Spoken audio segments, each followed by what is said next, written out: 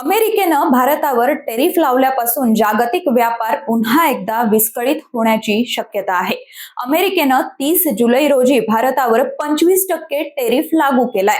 याशिवाय भारत रशियाकडून कच्चं तेल खरेदी करत असल्याच्या कारणावरून 1% दंडही लावला आहे. अमेरिकेकडून भारतावर दबाव तंत्राचा वापर केला जातोय. युरोपीय देशांनी देखील अमेरिकेच्या सुरात सूर मिसळत रशियाकडून कच्चं तेल खरेदी करणं थांबवा अशी मागणी केली आहे. रशिया भारताला कच्चं तेल विकून त्यातून येणारा पैसा युक्रेन युद्धात वापरत असल्याचा आरोप अमेरिका आणि युरोपीय देशांकडून केला जातोय. अमेरिकेचे राष्ट्राध्यक्ष डोनाल्ड ट्रम्प यांनी याच कारणावरून भारतावर टेरिफ वाढवण्याचा इशारा दिलाय. जागतिक स्तरावरून वाढता दबाव लक्षात घेता भारतानंही आता अमेरिकेला आणि युरोपीय देशांना सडेतोड उत्तर दिलंय. यावेळी भारतानं अमेरिका आणि युरोपीय देश रशियाकडून किती व्यापार करतात याचा आकडाच समोर आणलाय. भारतीय परराष्ट्र मंत्रालयानं या संदर्भात माहिती दिली आहे. युक्रेन युद्धानंतर पारंपरिक पुरवठा युरोपकडे वळवण्यात आला तेव्हा भारतानं रशियाकडून कच्चं तेल आयात करण्यास सुरुवात केली. त्यावेळी अमेरिकेनंही त्याला प्रोत्साहन दिलं. कोणत्याही मोठ्या अर्थव्यवस्थेप्रमाणे आम्ही राष्ट्रहित आणि आर्थिक सुरक्षिततेचं रक्षण करण्यासाठी सर्व पावलं उचलत आहोत. त्यामुळे भारताला लक्ष्य करणं हे अन्यायकारक आणि तर्कहीन आहे असं भारतानं म्हटलं आहे. भारतावर टीका करणारे राष्ट्र स्वतः रशियाशी व्यापार करतायत.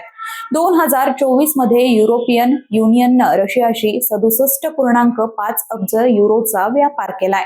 2023 मध्ये याच युरोपियन युनियननं 17.2 अब्ज युरोचा व्यापार केला होता. 2024 मध्ये युरोपियन युनियननं 16.5 दशलक्ष टन LNG आयात केला होता. ही आयात विक्रमी होती.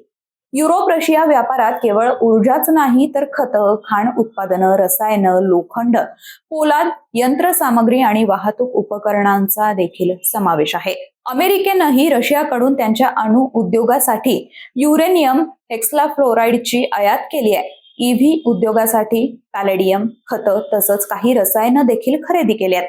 त्यामुळं भारताला लक्ष्य करणं हे अन्यायकारक आणि तर्कहीन असल्याचं भारतानं म्हटलं आहे.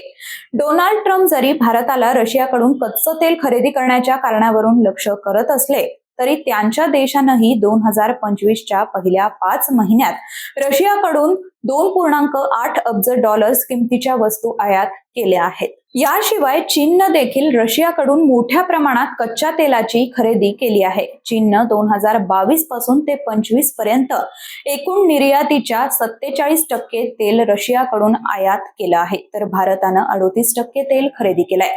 मात्र चीनबाबत अमेरिकेनं मौन बाळगल्याचं दिसून येत आहे. त्यामुळे युरोपीय युनियन आणि अमेरिकेकडून केले जाणारे आरोप हे निरर्थक असल्याचं भारतानं स्पष्टपणे म्हटलं आहे.